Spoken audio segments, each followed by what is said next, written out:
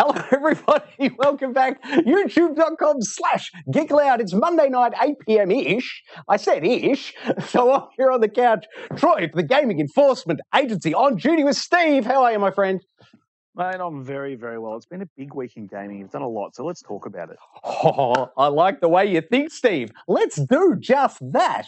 And the shape that doing will take is games, interrogation, deliberation. First up, that's just Steve and I talking about the games we've played in the past week, wherever, whenever they're from. And then we have the news, obviously, followed by the world-famous standoff segment. That's right, the standoff, where some of our favourite things are put up against some of our other favourite things, and we pick a winner. And then we wrap it all up with audience interrogation. That's right. If you're watching in the YouTube chat live, feel free to put in your comments, questions, and we will get back to them at the end of the show. It would be fantastic to hear your questions, statements, etc. when we get there. But first... look, all right, here we go. First up tonight, Steve. It is, of course, Dying Light 2. Now, before I hand it over to you, Steve, I just quickly want to say to everyone out there, if you've been missing a Western role-playing game, if you've missed a Fallout or whatever, this game's lighting me up on a Fallout standpoint. Get into it. Steve, over to you. Mate, it's funny you should say. I was actually having the exact same feeling today playing this game. It does feel like playing a Fallout game, but with a lot better movement. Yes. And combat than a Fallout game, and it's just been a lot of fun. And just the fact that you've got so many interiors you can go into in this game is outstanding, with no load times, none of that. You've got this massive open world. Yes. Like, from memory, Fallout, you go inside a door, pretty much, 30 seconds? Yeah, well, it depends on how far back you go, man. I reckon it could have been a good 45 seconds on the PS3 with a cell processor.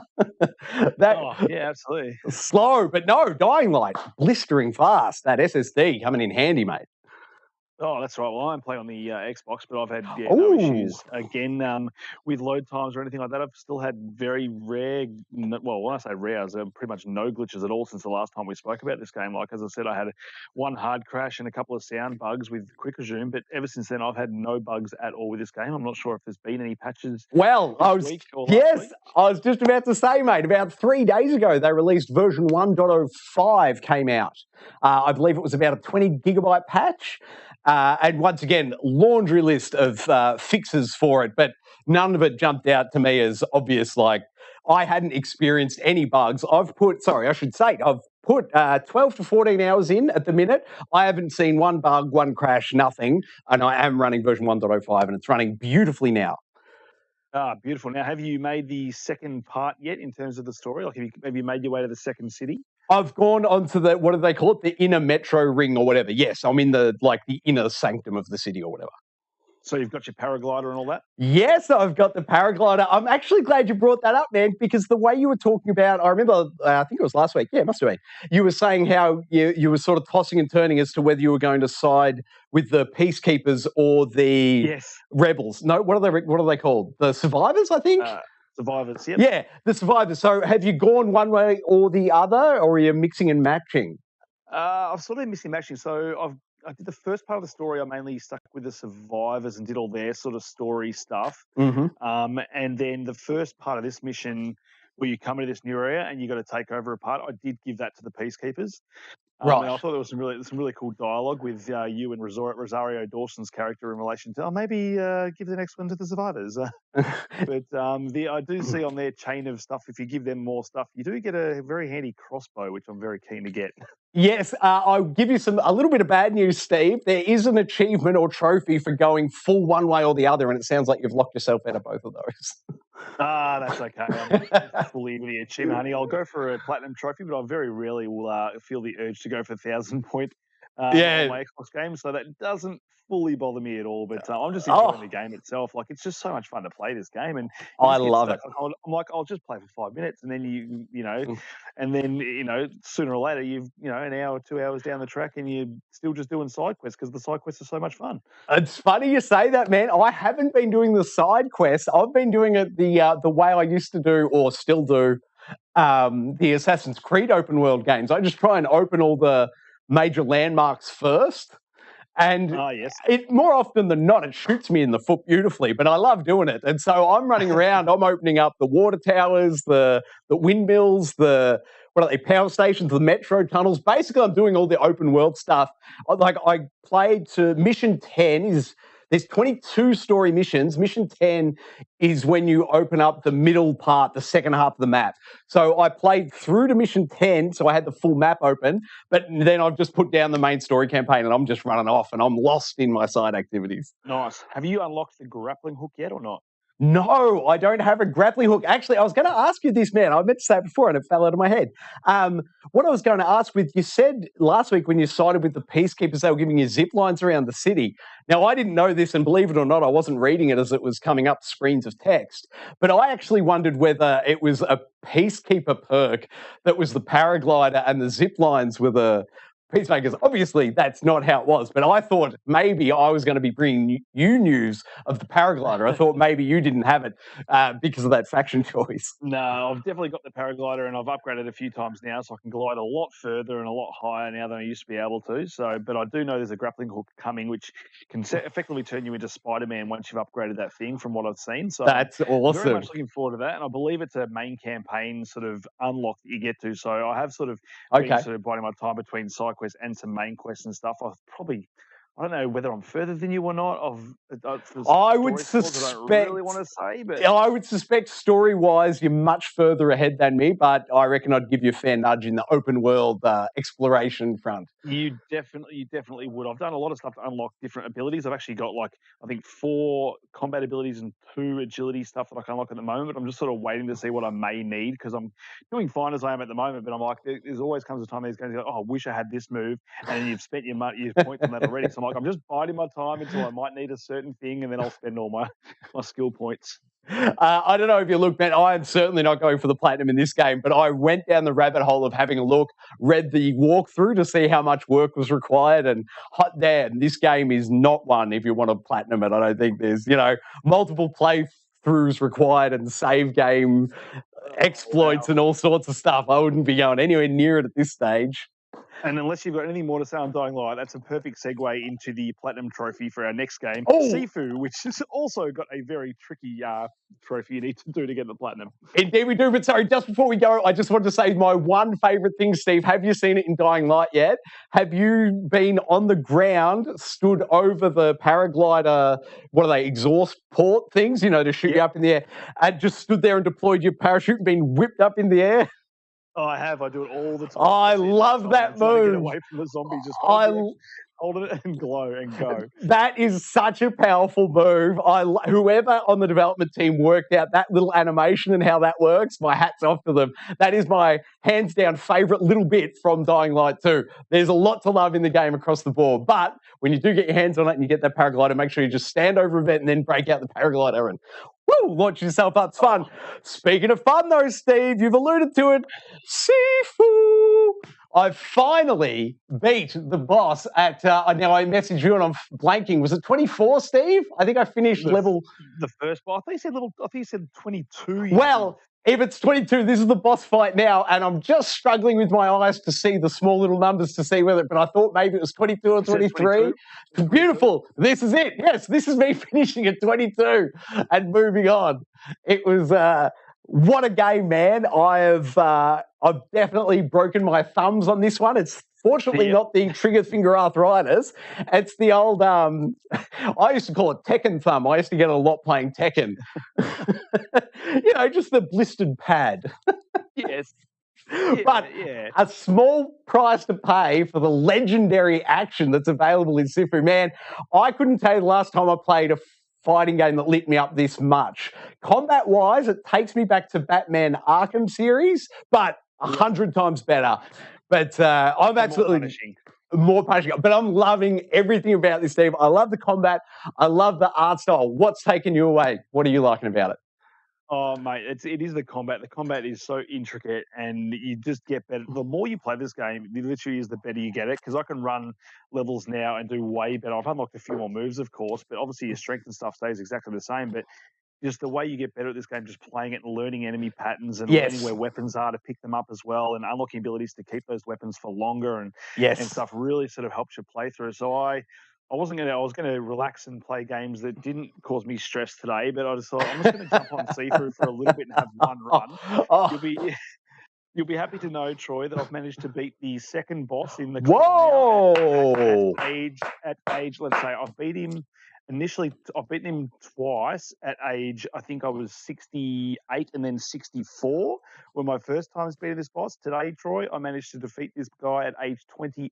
Holy moly! Wow, you are on fire. Now, no spoilers, Steve, but could you at least tell me the title of the third level? The title of the third level is The Museum, and you are in for a treat. If you thought the club was good art style-wise, wait till you see some of the stuff they've got going in the museum. It is insane.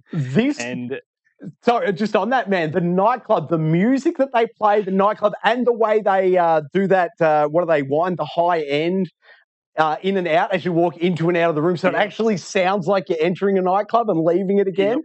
The sound design, the actual music is phenomenal on this level. If you've got Sifu, you definitely want a good set of headphones, I reckon. Well, or maybe you've got a real nice set of surround sound speakers or something. But either way, when you're playing this game, you want to turn it up. And to your point, Steve, this game has got me to rage. It's very rare that a game gets me to rage, but this one certainly has my number. When I get my teeth kicked in, woo, I get real world upset at this game. Mate, the thing that gets me, and it just brings the utmost panic, is when you hit your finisher move and the guy just rejects it. You see that animation, you're like, oh no, I've just enraged this guy and he's going to take even longer to take down. Which is what I can watch on your screen right now is what you're dealing with. Yeah, it's it almost turns them into a mini boss when they go into that ghost mode, doesn't it? It does. Man, I just want to mention as well, like the shortcuts and stuff you unlock. I'm assuming you've unlocked shortcuts at this level now? Yes, yep. Yeah, so the shortcuts are really good, and once you do them, you can get through these levels much faster. To get to this boss, though, in level 2 is very hard. Like, you got to go through the trials, they call it, and some of those trials, like the trials between the two enemies that are quite tough, that just are right before the boss, are really difficult. Yes. Tip for you, if you haven't already found it, back right-hand corner of that room is a weapon, and it is a game changer. Oh, part of the level. I don't know the weapon in the back right-hand part of the room, but I'll certainly go and have a look when I'm done, man. Yeah, oh, sorry, I can now, man, just because it's on screen. You can see the pink ones there on the screen. They've just gone off, but they're the permanent unlocks, and you can see I've permanent unlocked 11 abilities now. How are you doing, Steve? How many have you got unlocked?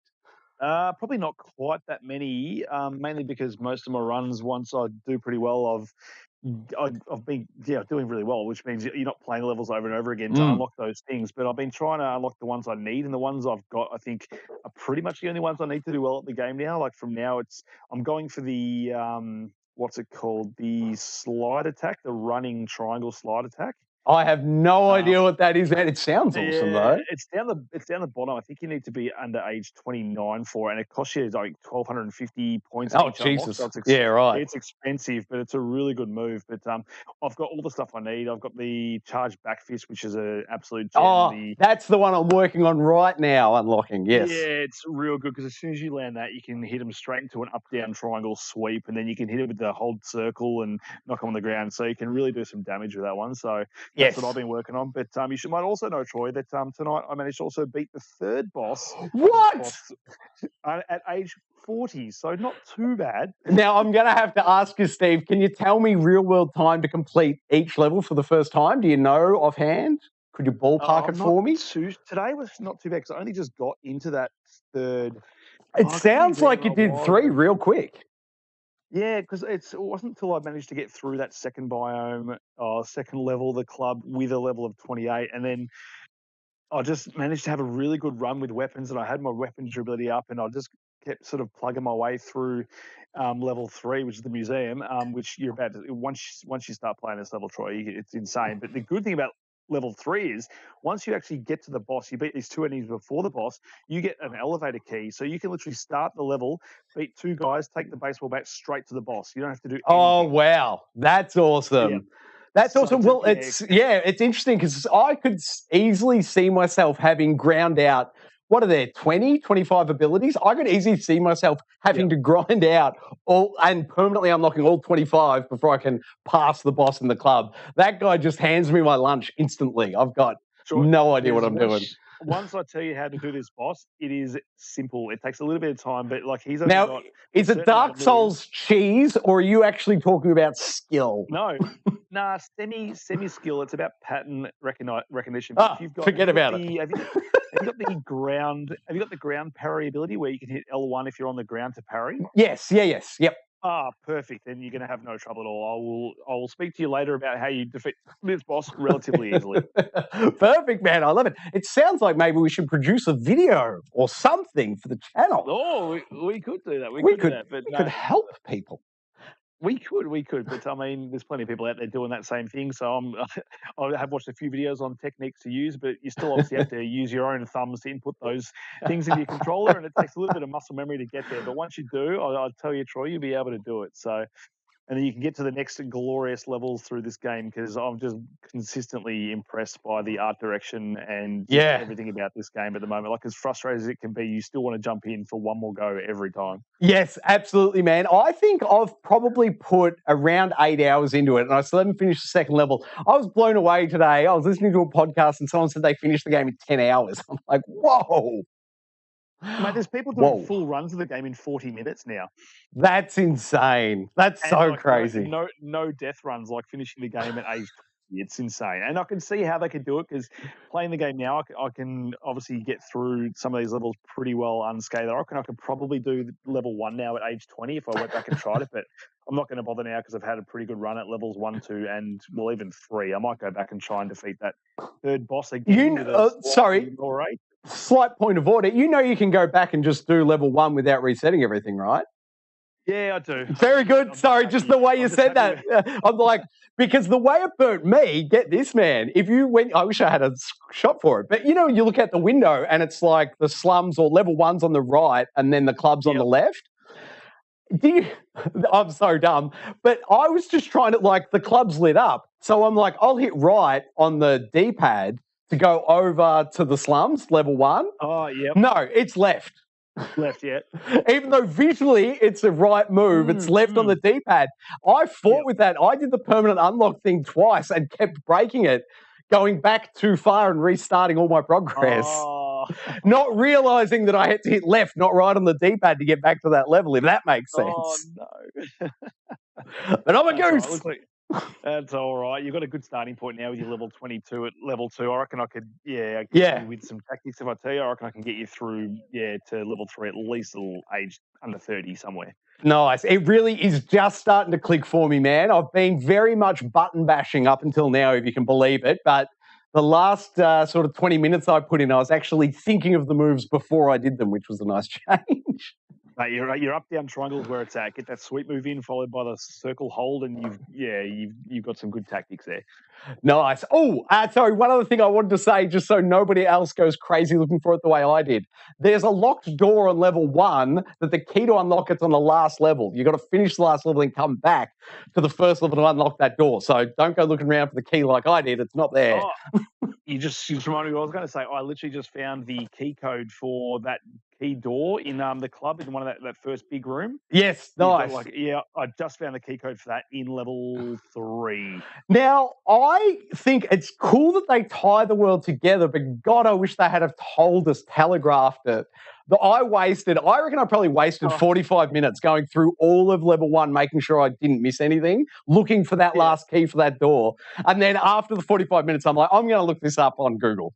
And then sure enough, keys in the last level, sunshine. You got to come back later. It'd just be nice. They didn't have to tell you what level it's in. Just go, this may be found in like somewhere else in your adventure or something like that. And in their defense, it probably does say that on one of their tooltips somewhere that I refuse to read. It probably does. It probably does. Anyway, on the whole, I love Sifu. Now, Steve, it's a slightly discounted price for us, wasn't it? Was it a $70 game? Yeah, about 70, I think, yeah. Slightly discounted game, but I can see me putting a full 20 hours into this. I would consider this a full AAA release in my mind. Like the amount of time I'll be putting into it, the amount of enjoyment I'll get out of it. I think this is good value for money off the bat. I've got no reason not to recommend an immediate purchase for anyone on this one. Steve, where are you sitting with it?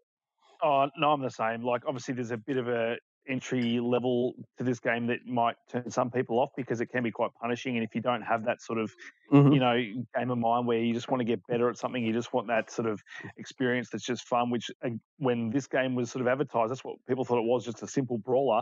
Yeah. And to have a game that's sort of Souls-like-y, sort of roguelite as well, I don't think people are expecting that. So, I mean, it could be those people that don't get anything out of it, but I think if you put your time into it, you absolutely enjoy this game, like the art direction of the combat, just the way the levels are designed. I think the progression system is actually done really well, and actually, like they said, it was hard that you needed to like use, multiple times to unlock ability, but it gets you just playing the game, and the more you play the game, the better you get at it. So I think the two combine really nicely. Yeah, like I never would have finished level 1 at 22 if I wasn't grinding out those permanent unlocks. So you're right, mate. Right. The way they've got the gameplay feeding back into itself, you're right, mate. They've nailed it. They've absolutely nailed it. 2 thumbs up from me. No other thoughts from you, mate, on Sifu? No, not at the moment, other than the fact that it is in the head running at the moment for a game of the year for me. It's going to easily be top 5, I think, but we do have a massive year of games, so we'll see how we're going come November. I agree with you 100%, Steve. It is the only new game I've played this year and thought instantly this is a game of the year contender. As much as I'm loving Dying Light 2, I don't think it's going to make that list, for example. No. All right, moving on. Next up, we have Crossfire X. Now, this was released last Friday, I want to say, 4 days ago, and it's included on Game Pass. I did the Let's Install today on the channel. Now, Steve, last week you were telling us that the single-player campaign was written by Remedy. I was very excited to get in there and try it, but I found out after I installed it, mate, the Game Pass version appears, from what I can tell, to only be the multiplayer. What's going on? Do you know anything? Yes. So speaking of games that won't be on Game of the Year contenders list, this is one of them. However, Troy, in terms of the campaign itself, it is apparently fixed now. There was a bug apparently, according with Game Pass, where the first part of the campaign, which is I think it's called Catalyst, was supposed to be available through Game Pass, but only the multiplayer was downloadable. So yes, So unfortunately for myself, I did spend the whatever $13 it was. That's not a lot. Yeah, it's not much just to sort of unlock that first campaign, and then I was like, I'll see if it's any good, and then if it's good, then I'll spend the next $13 and pay for the second campaign. I really like Remedy. It's a first-person shooter. I've got my COD hit after finishing COD Vanguard, and it's just looked like another sort of COD clone that might be a bit of fun to play. It does very much ring as a COD clone, mate. You've nailed that. Yep. Yeah, so I mean, I know the multiplayer and the single-player campaign do run on different game engines. I've heard that a lot of the multiplayer stuff people really don't like the way it actually plays and handles. And looking at some of this gameplay, I can see it does look and like it would feel a bit different. See if you can notice. I'm sure it'll be here somewhere. But what I found is you pull left trigger to go down, aim down sights, and then randomly, 50-50 chance, when you pull the right trigger to shoot, it either will or won't drop out of the scoped view. Yeah, I've heard a lot of those. It's so crazy. It's so insane. So, like, you can bank you at my word on this that I will never touch the multiplayer in this game at all. The campaign itself, I've finished the first campaign, Catalyst. It is a cookie cutter corridor shooter, essentially. Like, you may as well be on rails because you're just going through corridors and shooting enemies, but it does feel good to play. Like, the Remedy's engine does feel good as a first-person shooter, and like it's very light on mechanics. Like, it is just a first-person shooter. All you do is you can hit right bumper to go into some slow-motion mode, which does look really cool, and the sound effects cool, and their graphics and explosions do look really good, and they've got this really cool sort of lens flare effecty thing that happens as well when you're sort of hitting dudes in the head. But it is very simple. It only cost me $13, and it's free on Game Pass. So for what it is, I actually really enjoy it. I wouldn't, say go out and play it immediately, but it is good fun. Is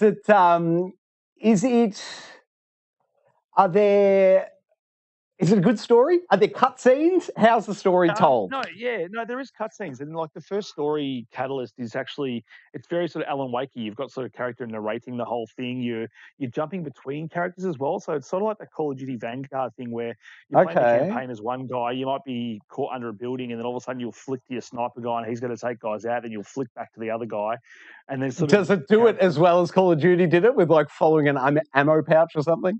No, not quite so good. It does have a bit of flair about it, so it's not just as simple as just like flashing to the next character. They do some kind of cool stuff with, like the sniper will you be the one guy, you'll see the sniper will come in and save you, and then it'll sort of rewind time and show you where you are the sniper. And then you've got to take out a couple of guys, and then you get to that point in the story where that bullet saved him. So they do some cool stuff with timing and stuff, but it's. Yeah, the story is it's about probably a 3-hour campaign, the first one. So Oh, that it's sounds horrible. no, like it's no with all these games at the moment that are taking forever to finish, and you have to put in a lot of time. It was actually quite refreshing just playing a campaign start to finish, getting a decent-ish story, and just being in and out and having some fun gunplay. Like you Yeah, didn't have to think about. Didn't have to think about it all. It's just one of those things you chuck it in on a weekend, finish the whole campaign. Like I'm not far off finishing the second campaign, which I have to say probably the second part of the campaign is so far probably more enjoyable than the first one. Does it feel like a separate chapter or something, or how is it well handled, or does it feel a bit? It's pretty well handled. Like you are playing as a different lot of, or you're essentially playing as one other character now in the second campaign, but you are dealing with characters from the first campaign, and there's sort of like a crossover with the whole story and what's happening. But I haven't quite finished that. But it's not bad the way they're sort of melding these two things together, and there is a bit of intrigue there about I do want to finish it and see what's going on with the story, and Yes. it's just fun just to sit there and play. Like the feedback on the guns is really good. Like the headshot stuff is really good to play. Like it does feel fun to play. It's just as I said, the mechanics are very simple. So you literally are just pointing and shooting and occasionally going into slow-mo. That's pretty much all you're doing. Yeah, it is. You're right, man. It's very much a Call of Duty clone. But yeah, the controls are the real thing. Like I alluded to it a bit before with the pull down on the aim down sights, but that controller in general, man, there's something about the way it feels like a budget game. Like all the controls feel a bit off. Sometimes like you go to sprint and it takes a beat before it kicks in. Like it's not. Do you know what I mean? I don't even know how to articulate it properly. Well, no, Troy, like you say all this stuff. This is exactly what I've heard. That literally the multiplayer feels terrible to play. The single player feels completely different. And I can tell you right now, playing the single player, it is actually a really well handling first person shooter. Like that's part of the enjoyment of playing the game. It actually feels really fun to play and really responsive. So it's weird that it's almost like when we've gone, we don't really like what you've got going on. We're just going to create our own engine, and we're going to get in, do our campaign, get out, and good luck to you. Apparently, this game's really big in Korea, so they'll make plenty of money over there. But I don't think in terms of multiplayer, it's going to do anything fantastic, sort of in the States or Australia or anything like that, or even Europe. But as I said, campaign. If you can play the first one on Game Pass, or even spend $14 on the second campaign, mate, definitely worth a play. Nice one. The one thing I will say for the multiplayer, Steve, you said you didn't want to play it. I think I played about an hour and a half, thereabouts, of it today, and I think I racked up about 250 gamer score, mate. So if you're looking to boost the gamer score, it's pretty good on that front. Like I think the hardest thing I had to do was kill a total of 10 people. But like they're really easy achievements. Your skill set, man, you're gonna be a walk-up start to probably 500 gamer score within an hour, I reckon, man. That'd be if it's already installed on your console, mate. Maybe fire it up and just pull the gamer score out of it just the hour before you delete it. Yeah, you make a valid point. And just on that as well, I think the install for Crossfire X was like 7 gig just for the game that you installed. Yes, exactly. Yep. But, the campaigns, I think they both came in at around 25 gig each. Yeah, okay. Wow, that's amazing, isn't it? Yeah, so they're pretty big for what they are. So, I mean, they actually do some really nice lighting effects, and some of the graphics can look actually quite nice in the campaign. I've actually sort of sometimes looking and going, I'm actually not too bad. But that's probably because I've been playing a little bit of the next game on our list, which are graphically not amazing, but also I'll get into it's also not that bad also. Before you go there, though, man, I just really quickly want to say my analysis of the visuals of this. If we assume for a minute that they've done a bit of copying and pasting, it looks as though the guns have been copied and pasted from Call of Duty, but I reckon the levels and the lighting effects are copy and paste from Battlefield. It's a bit of a hodgepodge of the two, is all I'm trying to say. It is a bit of a hodgepodge. I think in a campaign you'll notice some definite sort of stuff from Control and stuff as well. There's a bit of Control. Oh, okay, yeah, right. Look stuff going on and a bit of Alan Wake stuff. So yeah, I think they like to pull from everything just for this game. Yeah, okay, wild. Anyway, Crossfire X, I enjoyed my time with it. It was free, quote unquote, through Game Pass, included with your Game Pass subscription. I don't know, if you've got an hour and a half up your sleeve and you enjoy Call of Duty, I think it's probably worth playing this just to see. They've got a system whereby you get to spend like 3 skill points at the start of the full round, and you get to spend skill points. Like, I don't know, can you think of another first-person shooter with skill points in that sense, man? Where it's almost like really. RPG, like at the start of the round, you spend 3 random skill points. Anyway, just it's doing a few little things that are interesting and unique. Definitely worth checking out, I reckon. As we said, 7 gigs, free online multiplayer with Game Pass. And sorry, Steve, correct me now, mate. Are Game Pass going to fix it? Is that single-player campaign going to be included in Game Pass? I believe it has been fixed from reports. I haven't gone to check it myself because it's already installed on mine. But yeah, right. Yeah, so as I said, first campaigns should be free on Game Pass, and then if you do enjoy it, then you can purchase the second one for about $13, $14 AUD.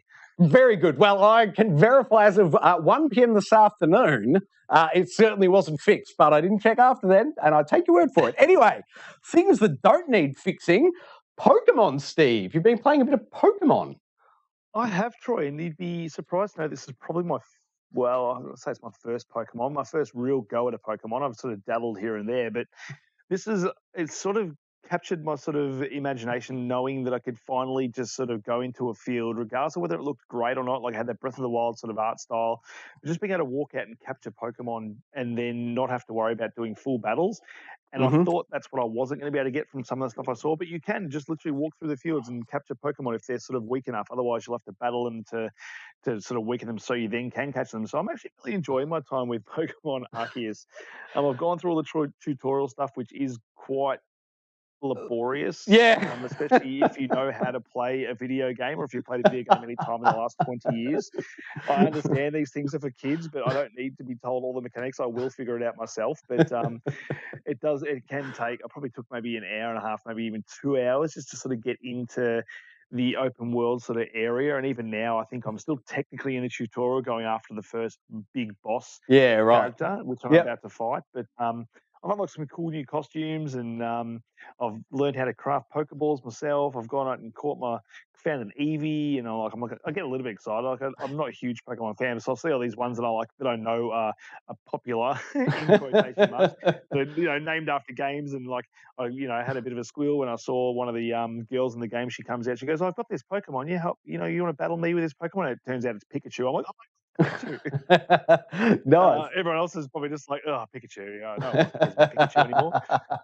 But I do, Troy. So I was just fair enough, Steve. It was cool seeing him. Then I caught an Eevee, and I've seen some massive Pokemon, like big versions of these other ones, and I definitely can't take them on yet. But no, it's a kind of baby's first Monster Hunter game. Like I've been enjoying the Monster Hunter games, and it's just a kind of relaxing experience. You can go out there, ingredients easy to come by to get things. So far, if you stick within your level limit, it's pretty easy to capture these Pokemon. I found a couple of heavy hitters like level 30s, and I'm sitting at probably I've got some level 16, 17, maybe even an 18 level Pokemon that I managed to capture. But even then, they were just wrecking me with like one-shotting my Pokemon and just destroying me.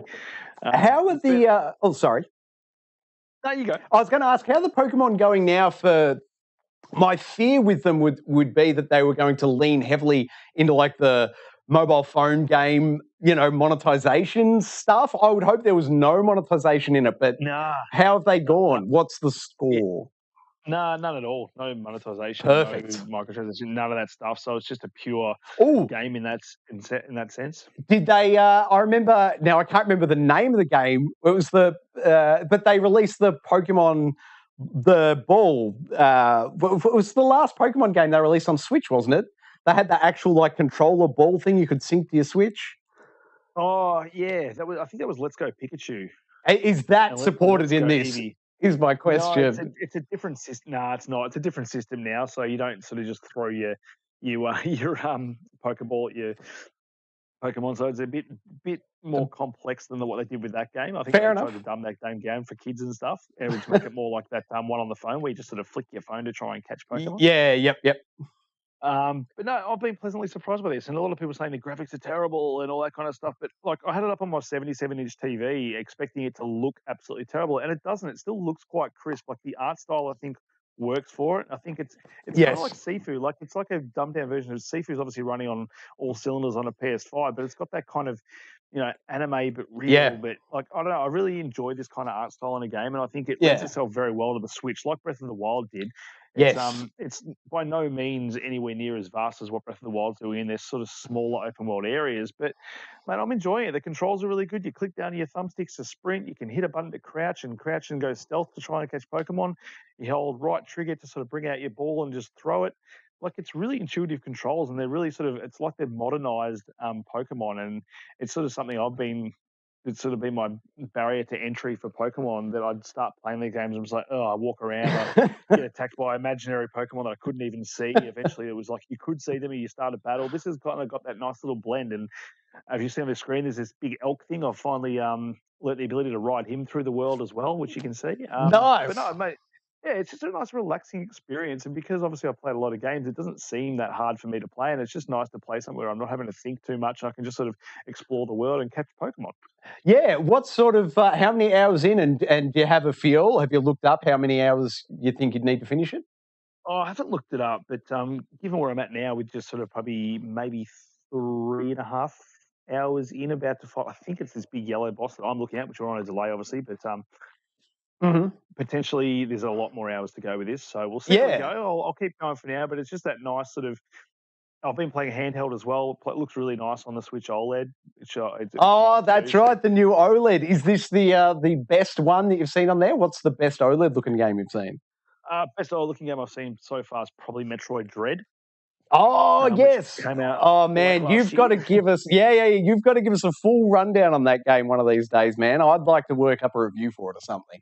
I do, and I know they just did recently. I think it was just this week they added a easy mode and a hard mode, so it's which is good because it kind of needed easy mode. It is a very, very tough game, and I was even finding it very hard on the boss that I'm up to too. So I might even flick that down to easy just so I can actually finish that game. But it is a very good game.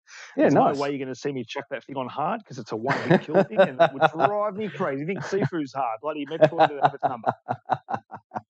Perfect. I love it. All right. So that's it. We're done with Pokemon. Good work. So, yep. Finally, the last one for this evening, Game 5. This is all me. Look at this. This is Uncharted, The Lost Legacy. I finally finished it. Steve, if you can believe it, man, I got to the end of Chapter 7 and then Dying Light 2 and Sifu came out, and I just totally forgot that I hadn't finished this game. It was sitting there with, I think I only had to put like an hour and a half into it from the point I'd abandoned that to finish it off, which it's amazing. Like, I could have easily slipped my mind and I never would have seen the end of it. But boy, am I glad I did. Naughty Dog knocked it out of the park. Steve, you rolled it up was it last week? I can't even remember now, but we did do this train sequence 2 weeks ago. Yeah, you nominated it then and it looked good, but I got to say, man, playing it is a step up again. Naughty Dog just have absolutely mastered the cinematic set pieces, the train. It was just an absolute joy to play this level. If you've got the Uncharted Legacy, I encourage you to finish it off. Don't leave it and forget about it and move on to the other games.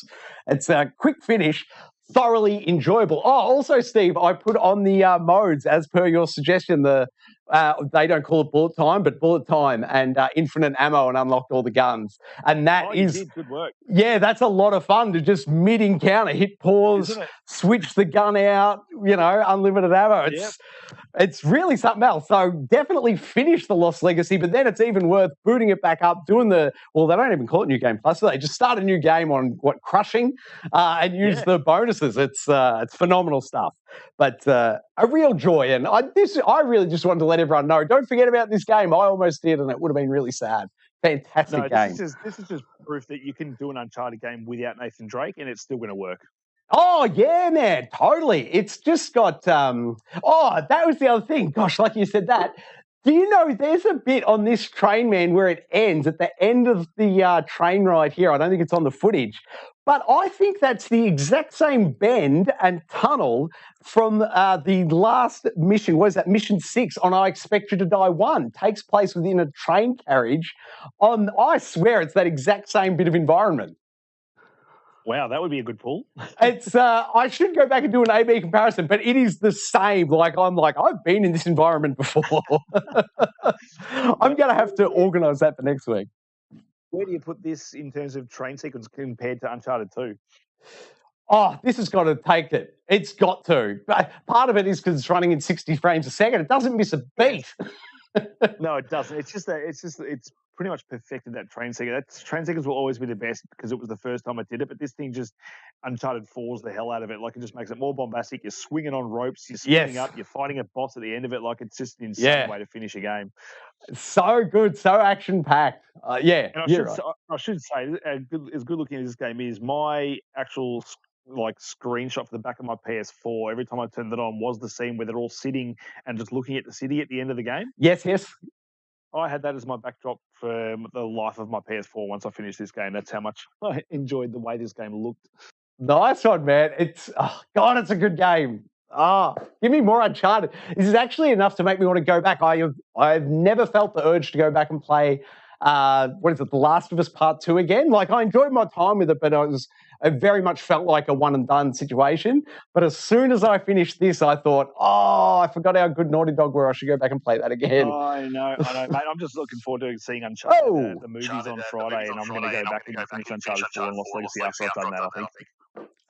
Hold on, Steve. I think they can still hear you, but I lost you in my headphones. Sorry, man. Talk for me, Steve. They can hear you, but I can't. All good. So we're still looking at Uncharted. I was just saying that the movie comes out this Thursday, I think, and I think I'll be sinking my teeth back into it and finishing Uncharted 4 and Lost Legacy once we've got that Uncharted bug down to pat. Once we've seen Tom Holland do his thing, hopefully the movie does well. I've seen some reviews and they've said if you do like Uncharted, you hopefully will like the game. So my fingers are crossed that we're going to get a good movie.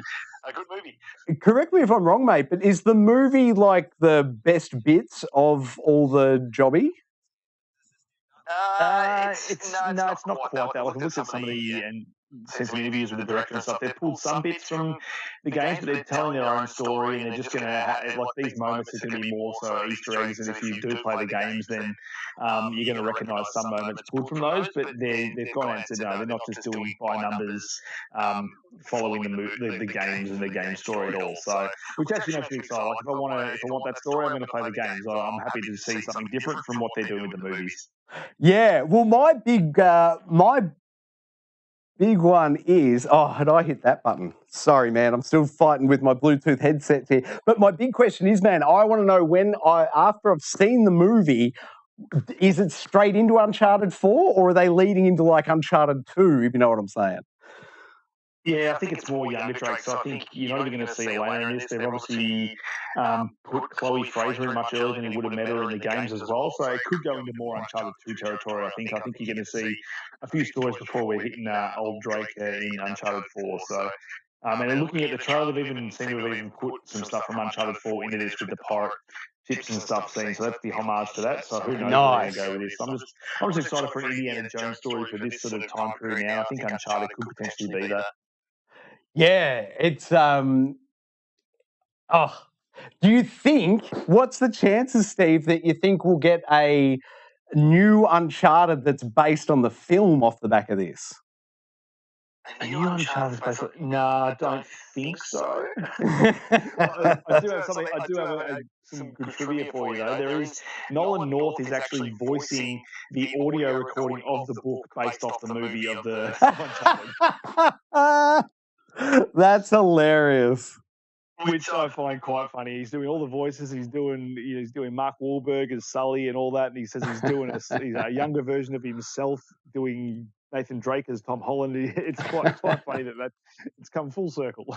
That's perfect. And sorry, everyone, I finally fixed my headphones, so I'm back with you 100% now, Steve. Yes. Uncharted's amazing. It's good. We're going to touch on it again, I think, when we get to the news. Am I right, Steve? I think so, yep. Speaking of the news, I think, what do you reckon, Steve? Are we ready to hit the news? Let's hit the news, mate. It's been a big week. Oh, my goodness.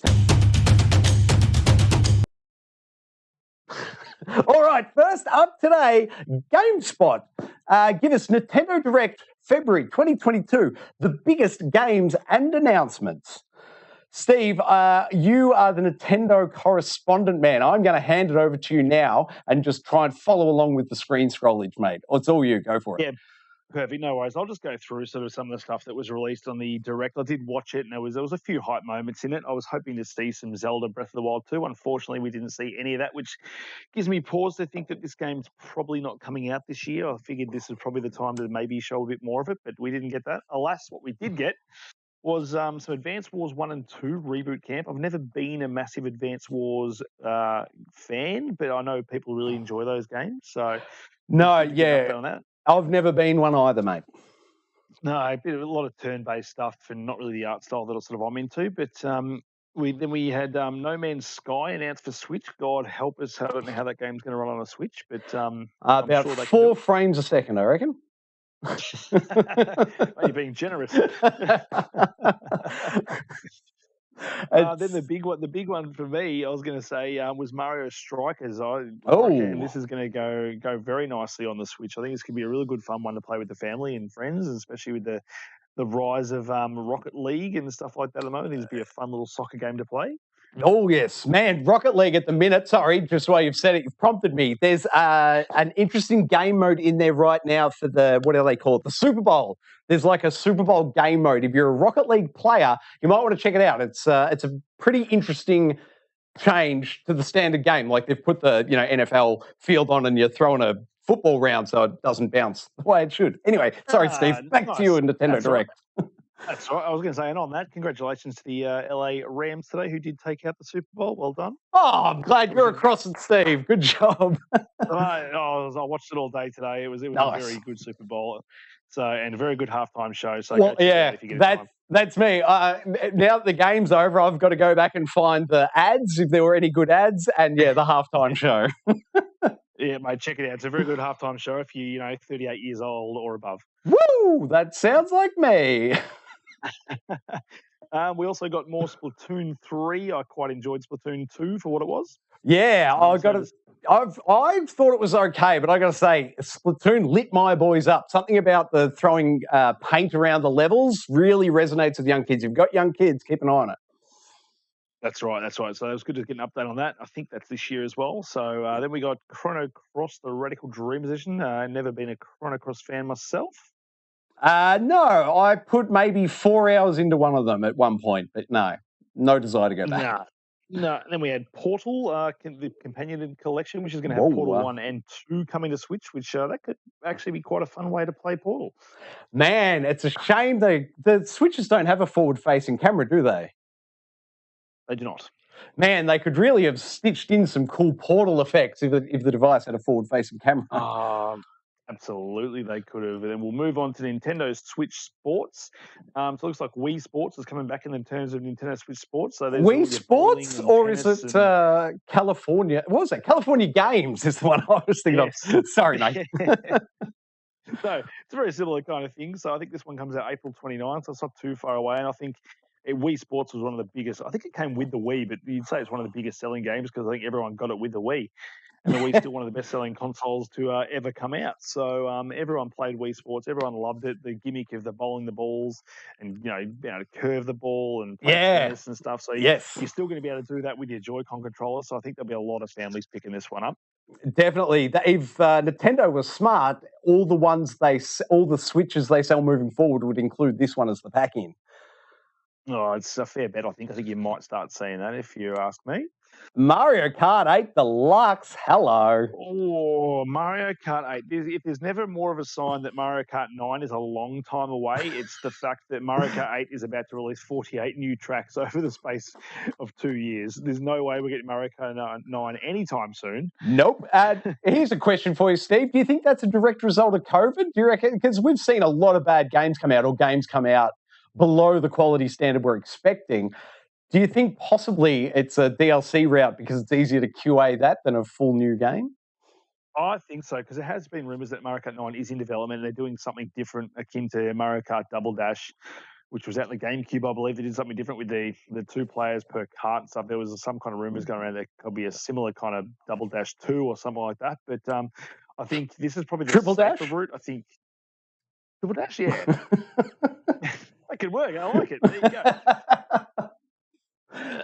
So I just think this is good value for money. I think if you've got the expansion pass for the Nintendo Switch for the online and stuff, you get these expansions free. Is my understanding really? as well. I was about to Yeah, so ask you how much, man, because we've got Mario Kart 8 Deluxe. It's a big hit in this household. I was wondering how much the DLC was going to set me back. But otherwise, I think it's $25. Otherwise, if you don't have the pass. $25 for 45 levels. Whoa, that's 40, good value. 48 levels, even better value. That's insane value. Nice. Yeah, so I believe they're doing sets of 8. So I think the first set of 8 tracks, I think, comes in March. So we're not too far away from the first 8 tracks. And they're all pulled from remastered versions of, I think, the older Mario Kart. So yeah, 64, right. SNES, even the new the Mario Kart that's on your mobile phone. I think you got some levels from that as well. Yeah, okay. Man, my memory of that was that they'd lifted the Mario Kart 8 levels off that and put it on the phone. It probably goes both ways.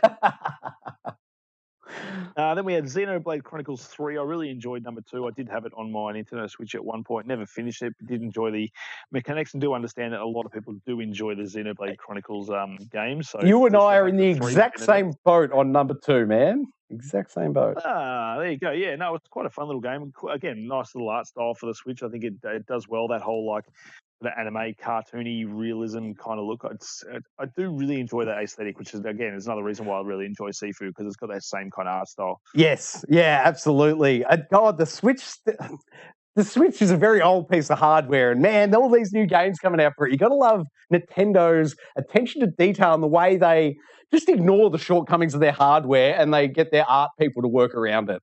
It's phenomenal. They really do. You don't buy a Switch game for its graphics, let's face it. No, but yes, I agree with you completely. But they, at the same time, they never look bad. It's not like you accept bad graphics. No. You accept awesome graphics, but they're just limited. It's crazy. God, I love Nintendo. That's right. Like even playing Pokemon, like it's 30 frames per second, but it runs well at 30 frames per second, and the art style sort of alleviates some of the issues I have with that. So, again, well done, Nintendo. Well done, Nintendo. And sorry, dialing back to what is it? Crosspoint X. What was the one from today? Crossfire X. Crossfire X. You flick around with that, turn it from performance mode to resolution mode, and enjoyed 10 frames a second. Oh my God, yeah, it's terrible. I had a heart attack when I thought it didn't have a performance mode in the campaign for a second. Like, it looks pretty, but it runs like shit. Oh, wow. I haven't seen a game run that poorly in resolution mode this generation. I think that one wins. Sorry, I should stop negging out on that game. I should leave it alone. It was fine. All right, next story. We have, once again, from GameSpot, Ghost of Tsushima update adds Horizon Forbidden West crossover content. What? So they take place in the same universe? I'm being a little bit facetious, of course. There's the, whose outfit? I'm blanking now on the previous outfit by Insomniac Games that was in Ghost of Tsushima that obviously shouldn't be in there. Oh, did they? Yeah, and there was a trophy attached because it was their other franchise. It was, I want to say Jak and Daxter, but it's not Jak and Daxter. No. The other one. Oh, what was it? The other one? Sly Cooper? No.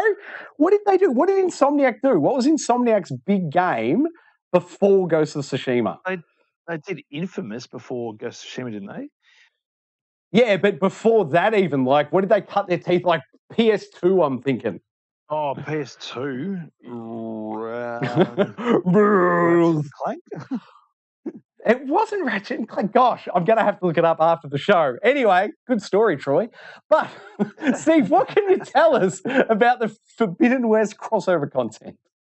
Oh, not much. This is a pretty quick story. It's the fact that they've just given us Aloy's or a version of Aloy's outfit in Ghost of Tsushima. If you're still playing that game and you want a new outfit, you can go in there and get it now.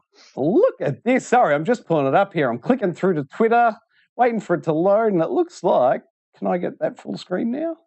Organ, is it going to work? Oh, yeah, look at that. That's very cool. Looks like a art skin on the bow and that little headpiece. Very cool. Very cool.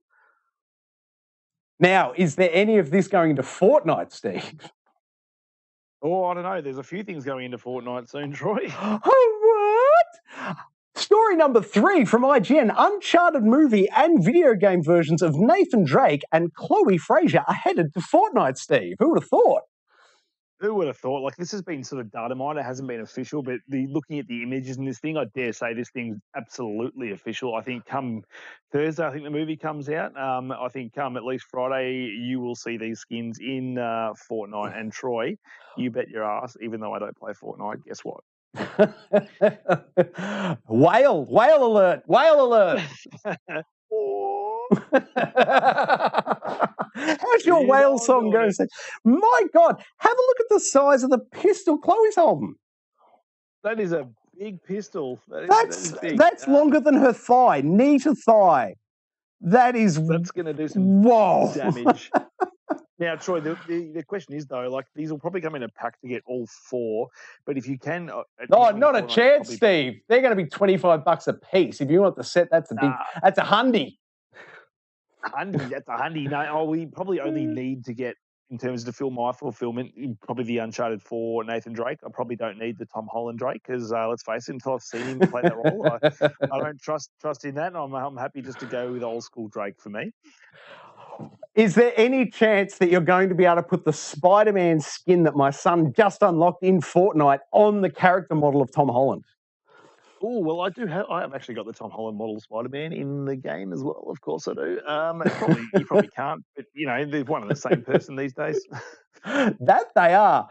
Well, consider me interested. If I wasn't broke, Steve, I'd be right there wailing alongside you, buddy. You're gonna have to check it out during the week, mate, and report back to us next week. I'm tipping $100. All 4 unique. There is no pack, is my bet. Oh, done. I'll let you know. All right. Next up, still on IGN, Days Gone director wanted to make an Uncharted prequel starring young Sully.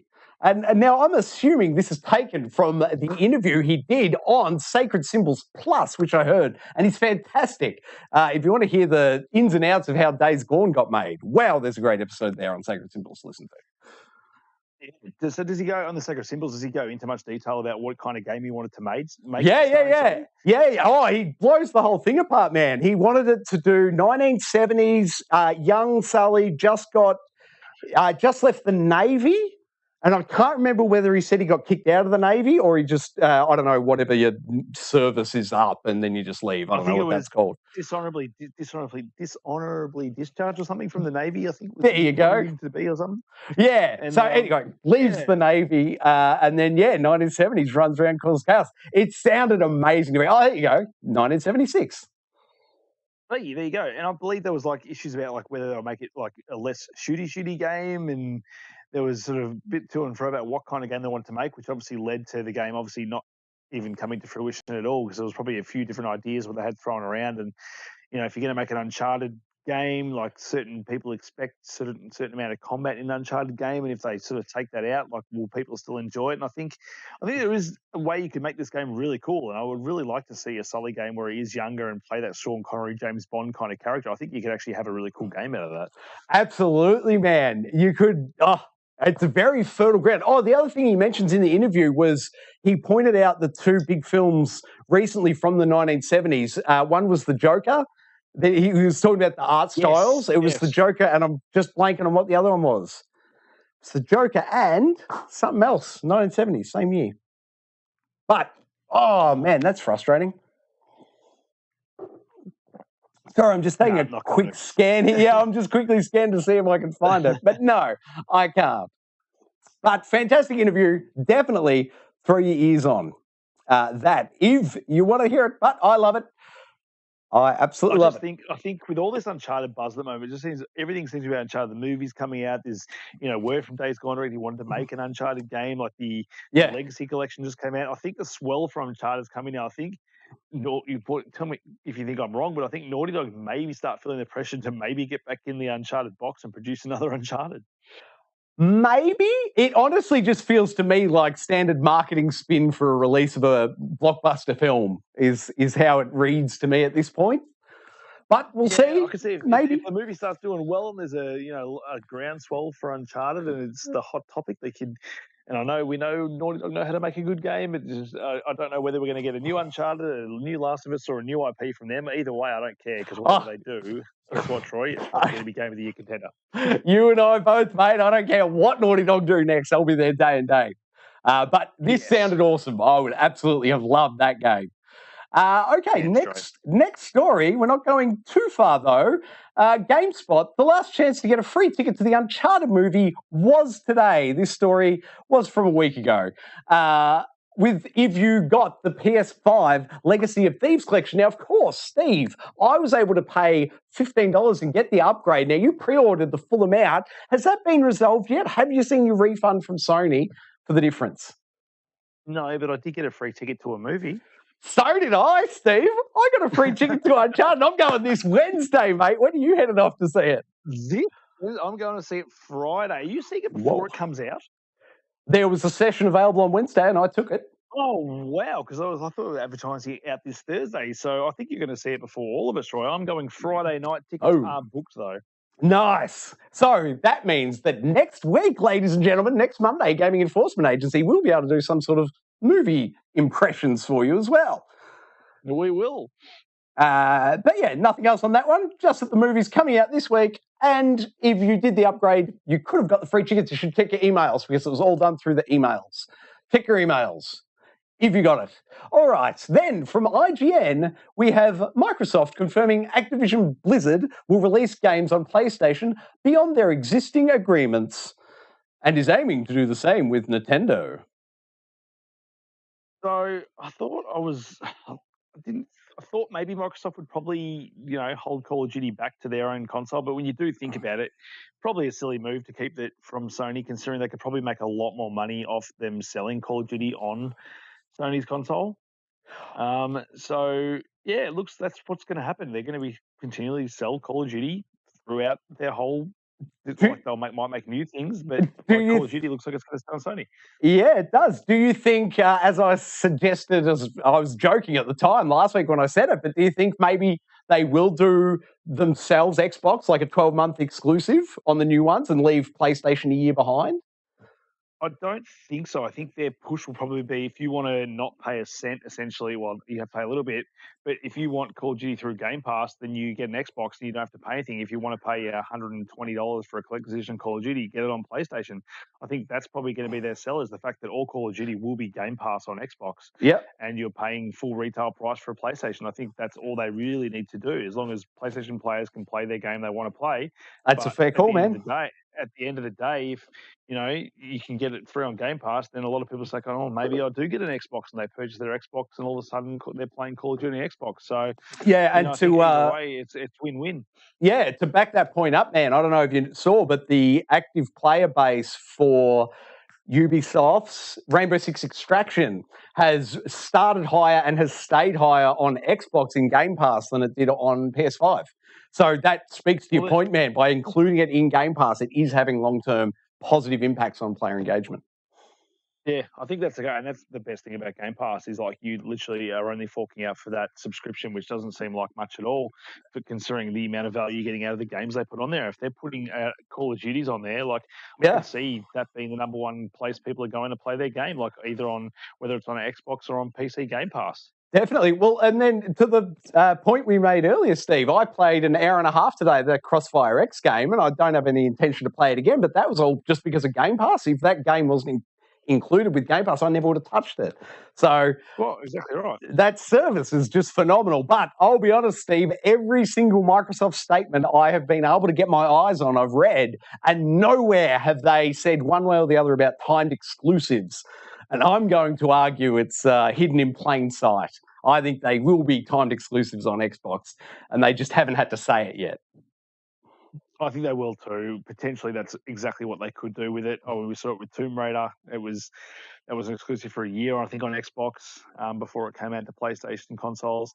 But I mean, mate, Troy, I'm still pushing the fact that you could get that Game Pass subscription through Sony PlayStation, and then they can sell some subscriptions through that, and they can get people playing through PlayStation that way. So whether we see that in the near future or far future, I don't know. But I think Xbox is probably maybe even pushing players. That's where they could go. Is like if you want to play our games on Game Pass, here's the app through PlayStation. Yeah. You can pay for the subscription. You're going to still be playing on your PlayStation, but you're going to be paying our subscription through your PlayStation.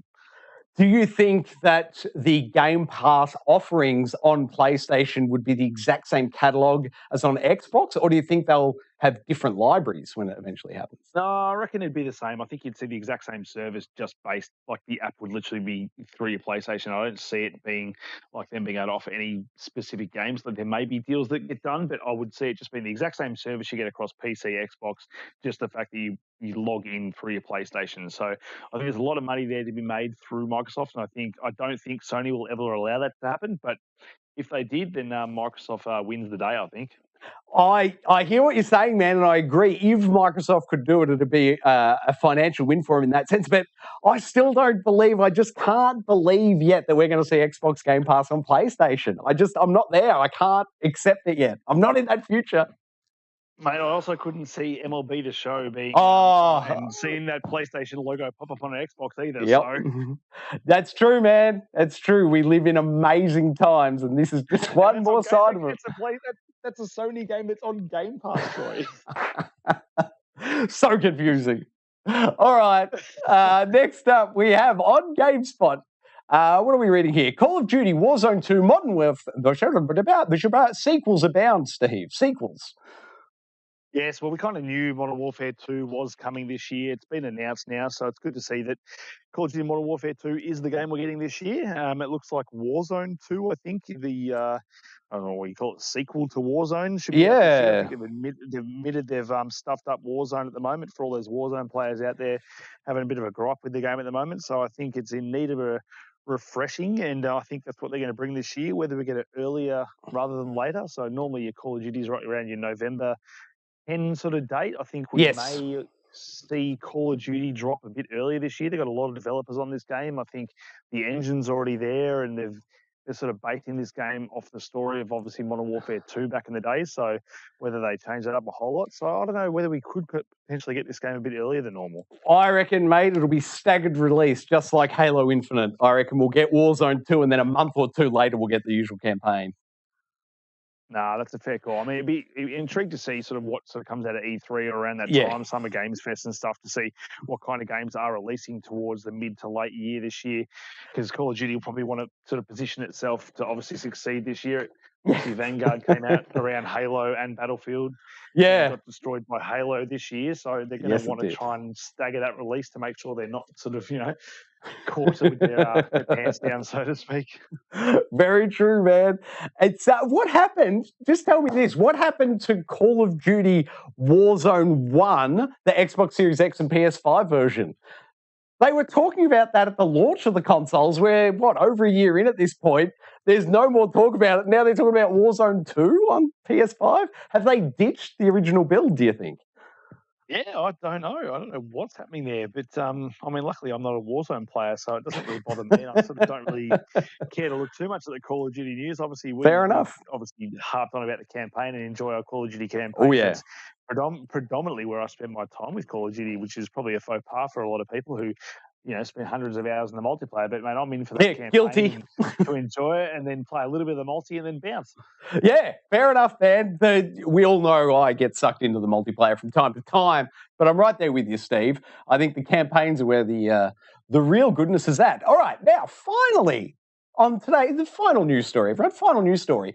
And this is just a heads up that there's a major Souls exploit that took servers offline, and it's to be made public before Elden Ring. Basically, a hacker, worked out how to crash the servers, and then by extension, they can control computers. Like if you're playing a PC version of one of the impacted games and connected to their server, they can take over your computer through the server connection.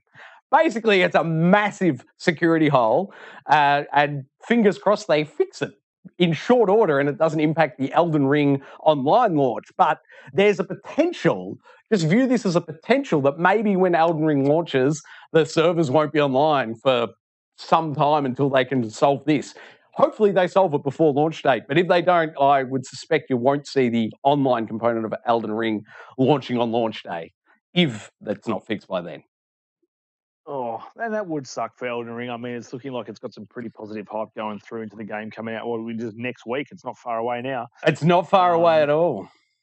For me, as long as I can go online enough, I know you can apparently get rid of invasions in your game now, which is awesome. So you can play online and not worry about people invading a game. Thank God. What, you didn't just 'Cause pull that's the not Ethernet cable out the back of your console? No, well, I enjoy the online features like the messages people leave for you and all that kind of stuff. I just don't like being invaded when I'm, trying to do something and then I just get killed, and it's just frustrating. So Just in terms of stay the in. online stuff, as long if they can just keep a simple version of the online stuff working, I'll be happy with that. That's a fair call, man. But if you stay in ghost form, they can't invade you, man. So just stay in ghost form and you'll be fine.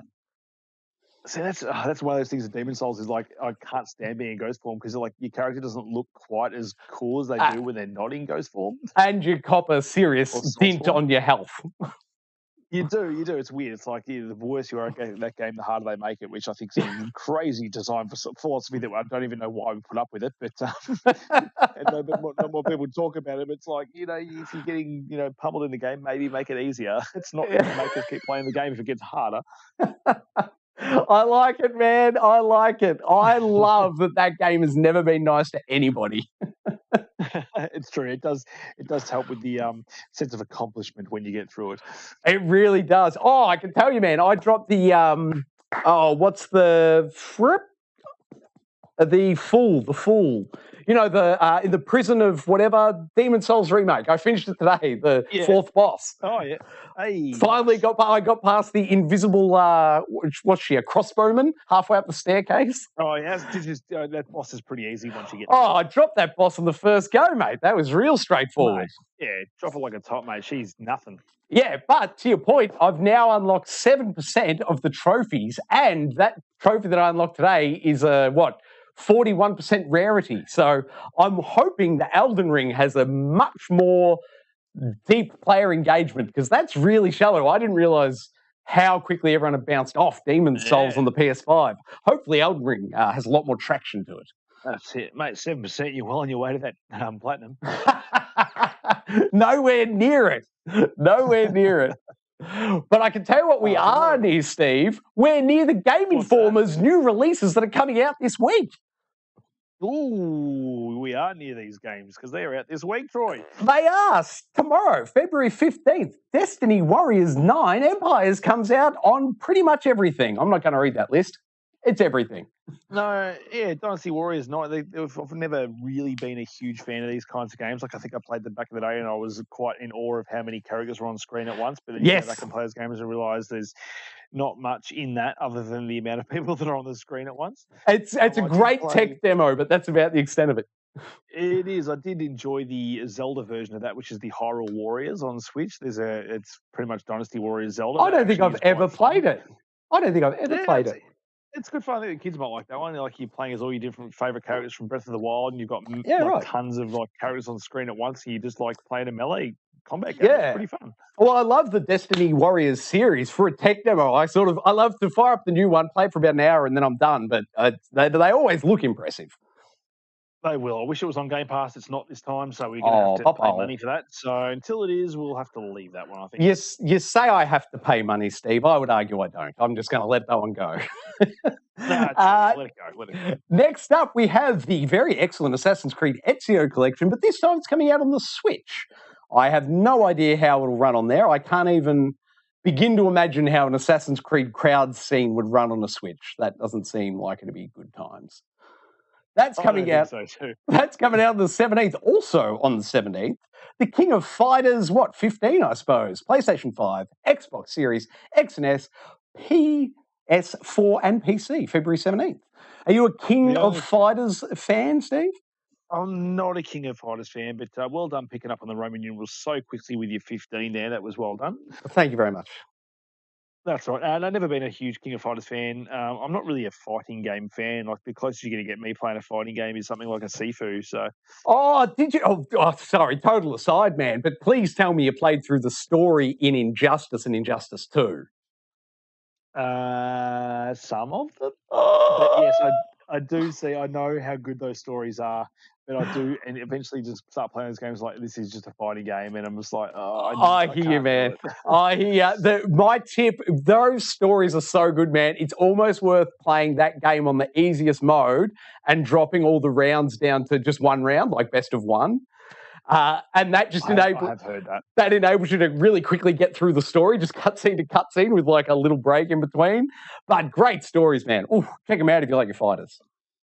Oh, great stories. Those guys do know how to make a fighting game. So if I was ever to play a fighting game, it would be sort of that Mortal Kombat or the Injustice games. But it's with so much other stuff to play, Troy, and time poor, I find it very hard to get into them. Fair enough, man. Fair enough. Next up, Total War Warhammer 3 for the PC. February 17. Almost gave to 16. 17. I've never really been a Total War guy. Steve, how about you? No, exactly the same, mate. We can move on to the big heavy. All right, here it is, the one everyone's been waiting for, Horizon Forbidden West. Wow, first score I've seen, 9.25. Excellent. Things are looking up. I was going to say, Troy, the reviews hit at about 7 p.m. Australian Eastern Standard Time, so I've quickly had a look at some scores, and I think IGN's given it a 9. It's currently sitting at 89 on Metacritic, with a few 10s in there as well. One review that's a standout, it gave it a 6, so I don't know what that's all about. Considering there's been certain reviewers giving Dying Light 2 a 6 when that game's clearly definitely not a 6. I wouldn't trust that review as far as I could throw it, but from all reports so far, the game is much bigger, better than the original. Just apparently it comes with a few little bugs here and there with the fact that it is big, which could potentially be ironed out with day one patches, etc. So, mate, Troy, are you jumping into Horizon Forbidden West this Friday? I will, but there's some bad news. I've got to finish off something so I can trade it in, and I was hoping to finish Dying Light 2. So if I can cram in, what did they say? It was 500 hours. So I just need to put in, 480-ish hours in the next couple of days, and then I can trade it in for Horizon on Friday. Nice. Lucky the maths checks out there, mate. You've definitely got 400 hours in 2 days. That's definitely. Easy. Definitely. Thank goodness it wasn't in Roman numerals. Sorry. It's good to see you fact-checking me there. Metacritic, definitely at 89. I can see it and say it, my friend. See it and say it. I always love to pull it up when I can. Oh, very nice. So I think most people were hoping this game would probably be Metacritic about a 90. I mean, there's obviously a lot more reviews to come in, and a 6 kind of brings that down a lot, considering most of the reviews are much more positive than that. But no, I reckon I'm looking forward to this game. Like, it's kind of falling under the wayside because I am kind of more just thinking that Elden Ring's out next week, and that's sort of where I want to put my time. But yes. I'd be lying if I said I wasn't going to pick this up day one. I'm definitely picking it up day one, man. But you're right. I think you called it like 3 weeks ago. You said this one was going to have the same problem as Breath of the Wild. And you're right. You're right. You called it. It's going to be exactly the same, and I reckon they're just kicking themselves going, what the hell do we have to do? We're releasing in bloody February, for goodness sakes. Last time at least we released around like a stacked time where everything was coming out. This time, we'll get it out in February, and then all of a sudden bloody Elden Ring is like, oh yeah, we're going to release as well. Now, obviously this doesn't, it's not a reality in your world, Steve, but if you had to only pick one to pick up, Horizon Forbidden West or Elden Ring, which one would you go with? Oh, I think you can answer that for me. Well, I think you would go with Horizon. Negative. Really? I didn't think you were that hard on Elden Ring, but there you go. No, I am. Just from some of the stuff I've been reading and stuff and the previews that have just been coming out with people that have got their hands on the full game and stuff, I think this game's going to be really special, and I think they're providing so much of an open world that you can just sort of grind away. Like normally in Demon Souls and Dark Souls games, you're used to grinding so that one area here over and over again, which I will happily do to overpower my character, but now we've got a big open world we can do that in and do different activities each time. So I could see myself just sinking so many hours in that game and really wanting to, and just at the goal of sort of overpowering my character so I can sort of go up against bosses and stuff. Whereas I think Horizon's slightly leans more towards your popcorn movie kind of feel, where it's just it's going to be an amazing experience with cool set pieces, really nice graphics. Apparently it's got rideable mounts that are flying this time, which is going to be fun as well. But I think just the grind and the kind of gamer I am, where it's that the melatonin just like increases when I'm just like increasing a character's stats and stuff. I think that's going to eat at me way more than something like Horizon. We'll see. Like Horizon's going to have it took to me probably for at least 7 days. If that. But now that we're talking about this, man, it's just occurred to me: how much has Dying Light 2 like satiated the need for a Western RPG? Like, It's It has. It's like Dying Light 2's taken some of the wind out of its sails, and then Elden Ring's coming out the week later. Horizon Forbidden West really got pinched again, didn't it? It really did. It really did. And I think it probably will come out like on top in terms of where I put my time. But like, if I start playing this, I think what Horizon runs at your 4K 60, so it's going to look prettier to be in that world. And I'm going to enjoy being in that world. But you know, I do enjoy the combat of Dying Light 2, and I'm sort of in that story now as well. So it's going to take something special to sort of hit me with Horizon to sort of keep me in that world for longer than until obviously Elden Ring comes out. I honestly reckon, mate, I'll get it. I'll put, 6 to 8 hours into it, and then it'll sit on my shelf until, I don't know, January next year, probably. And then I'll break it out, mate, and play it from start to finish. Yeah, I was going to say, I don't think I finished Horizon until I finished Breath of the Wild, but I don't know if that's true because I think I stopped Breath of the Wild right before the last boss because I didn't want that game to end. And I think I might have gone back to Horizon and finished that before I actually finished Breath of the Wild. But, yeah, I mean, great game. I think it's for me, I think it's probably going to be up around that 9.25 in terms of when I actually play it and enjoy it. But yeah, you're probably right. I'm probably not going to finish it till after I've put in probably 500 hours into Elden Ring. I'm in the exact same boat. Oh, speaking of Elden Ring, Steve, sorry, once again, another tangent. I know that you can summon other players, but have they fully detailed that yet? Like the limitations around summoning? Like what I'm hoping for in my imaginary world, it's going to be just like Destiny 2, but Elden Ring. So I can invite you in and we can do any quest at any time. Oh, dude, if that's what it is, and I'm hoping it is, it's going to be incredible. And I think that's where this game's probably going to surprise everyone and hopefully just go, yep, you can play co-op whenever. And just like, I think you're going to see probably more 10s for this game come out more than any other game this year. I've got a feeling this game is potentially everyone's game of the year, and it's only February. Yeah, man. And it'll depend on how much of the online play directly impacts the score, because I could see a situation where the reviewers get their hands on it and no one else is playing. So the review largely speaks to the single player experience. But if there's some really like groundbreaking stuff that would mean every time I was playing Elden Ring, I wanted to be in the same instance with you, like that could seriously be a huge bit missing from all the preview reviews, Yeah, that's right. I mean, I don't see it hitting it too badly because I think a lot of people are going to play this game solo anyway. So I think regardless of whether that's working or not, I think you're going to see, I'd be surprised, to be honest, if you don't see, or if you see a score under 9, really, across the board. Oh, I cannot wait. I cannot wait. And just a reminder as we wrap this up, that it's still not confirmed that they're going to have servers day one because of this exploit. So just keep that in mind. Don't hang all your launch day hopes on online functionality. Not guaranteed. Can I just point out, Troy, that we were just supposed to be speaking about Horizon. We're not speaking about Elden Ring. So that says so much. It does. What's the chance our Game of the Year discussions will look very similar? I think so. Perfect. Now, correct me if I'm wrong, Steve, but I believe we are up to some, if I can find my little clapper, where is it? I can't find it, but audience interrogation. I have a button for it somewhere and I've lost it. Steve, Troy, here it is. No, we're up to the standoff. What? Standoff? Oh. Who will fight? Who will fight? All right, beautiful. Now, as I remember how I'm trying to do the standoff this week, if I hit this button, boom. All right, Steve, over to you, my friend. We have the first one is up on screen.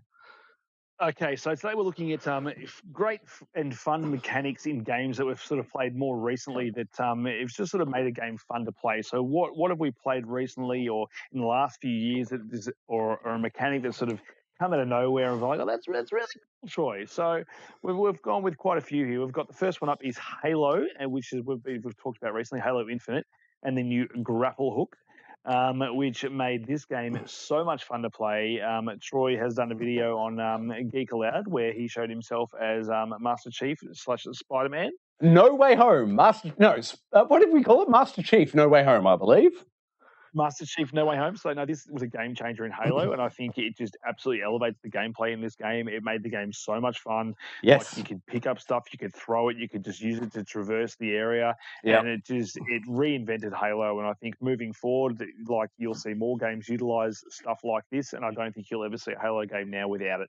I certainly hope not, and I want them to patch it back into the what is it, Master Chief Collection?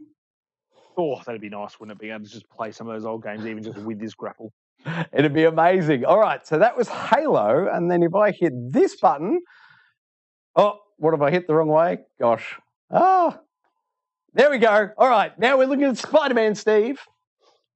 Yep, so just the absolute glorious swinging mechanic in Spider-Man, 2018 Spider-Man by Insomniac. Like, you have never felt more like Spider-Man than swinging through the city. Flawless. In this game, absolutely flawless. Like, the game is literally just, if you had nothing else to do in this game other than swing as Spider-Man, you could probably still lose yourself like multiple hours just doing that. I, in fact, did that as soon as they opened up the world the first time I got my hands on the game, mate.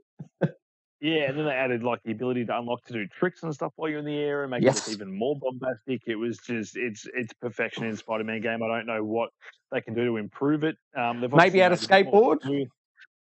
Yeah, potentially. I mean, they did different things with Miles different things with Miles Morales and stuff, and he had different animations and stuff. So I think in the next game where you're potentially flicking between Miles Morales and Spider-Man. Why am I blanking on Peter Parker's name? There he is.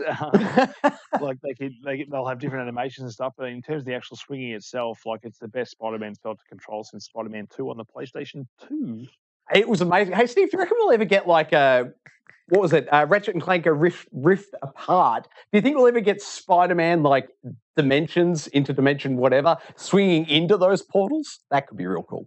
Oh, frick, that'd be cool, man, if they just sort of somehow, even just a nod to it, where he just suddenly just goes into a dimension where it's, because I mean, you could mess with the whole Spider-Verse thing, and he could be flying through different Spider-Man things, and all of a sudden come into a Ratchet universe. That would be amazing, even if it's for a split second. I would love to see that. Yeah, it'd be awesome. And they need to go to the ones from oh gosh, what was the film called?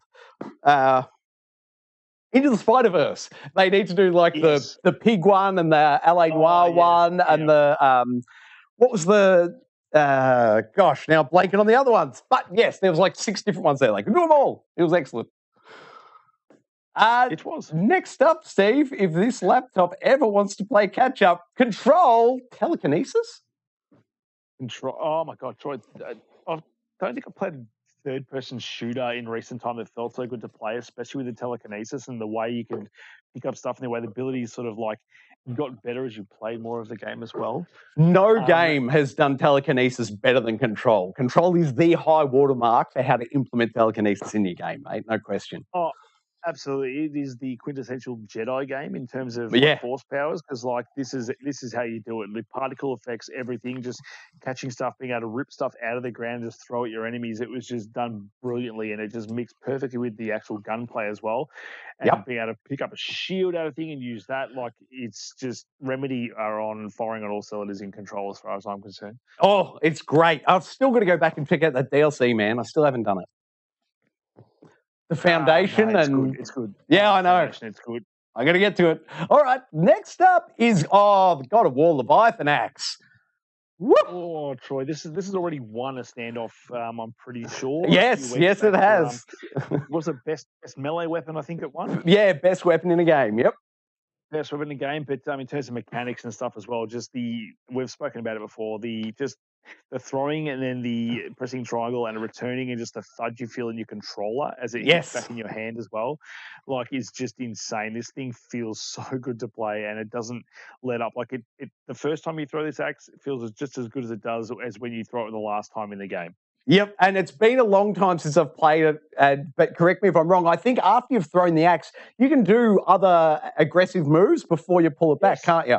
Yeah, see, amazing. You don't have to pull it back straight away. You can play melee and then pull it back and it hits the enemy as they're there. Or you can throw it and then press a button to increase its damage on the way back, or if you hit like someone's head and you press triangle or something before it comes back. There's so many things you can do with this axe. It's literally like the Thor simulator and it's just done absolutely perfectly.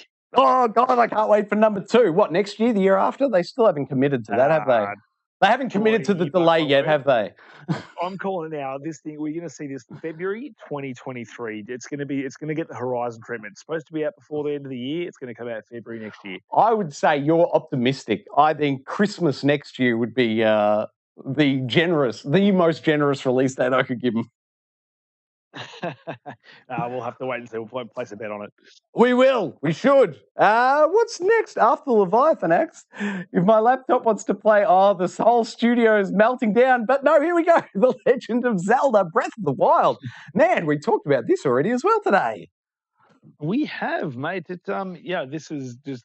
There's no other game that's done traversal in a world as well, I think, as Breath of the Wild. And I think it speaks volumes to the fact that this did come out after Horizon, and I couldn't go back to Horizon for so long because I was so used to climbing everything in Zelda Breath of the Wild, and all of a sudden you just couldn't do that in Horizon.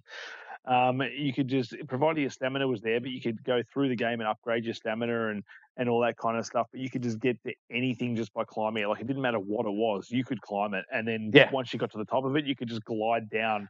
And like, the traversal in such a big world where you're adventuring, like, to have that much maneuverability and that much freedom was just, it was awesome. Yeah, it was fantastic. And to your point, mate, Dying Light 2, I would argue, has done traversal now better, but it took them years to get there. I honestly think it was Breath of the Wild and then Dying Light 2 for open world exploration, freedom in movement with the game abilities. I think it did set the high watermark and was only recently passed. It has, no, you can't speak too much positivity about Dying Light 2's traversal system, especially for a first-person game that just uses such good parkour. But I think Zelda Breath of the Wild still, in terms of the climb anything stuff, climb literally anything. Like, it doesn't even matter what you're doing. Like, as long as you got the stamina, you can bloody climb that in this game, and it's just insane that you're just getting out of a Switch game. So good. Now, what? Death Stranding, Steve. Death Stranding. Now, Death Stranding, this isn't so much a gameplay thing. This is more of the system that I think that Kojima was building with the whole Strand game that he was calling it. Everyone's like, what does a Strand game even mean? And it was sort of about building a community in sort of a conjoined world where your actions sort of help out other people throughout the world, but it's not multiplayer. Like, it's weird to see that, like, you can see other people's ladders that they've left down, to which then help you, and you can like this stuff as like, it's like a Facebook thing, and it was just a nice thing. It was a cool game mechanic where the game sort of was easier because you were connected to the internet and other people had left stuff for you and ropes and stuff, and you could do the same for other people and they could like your stuff. And it was just this, like, it would build melatonin. You'd be doing these things. She's like, I'm going to like this guy's thing. So you smash your pad on your controller, and then you'd come back and log in and someone's used your ladder, and you feel really great that someone's used your ladder. It's just a really cool way to do multiplayer without doing multiplayer, essentially. Yeah, it's a next level above your Dark Souls, Demon Souls, where you could leave a message and thumb it up and thumb it down. But you're right, man. This system far superior. It is. It was really. I would argue this is the best, like, single-player multiplayer game there is. Like, there is some multiplayer components, but it's not direct multiplayer. I would argue this is the best one ever. Can you think of a better one?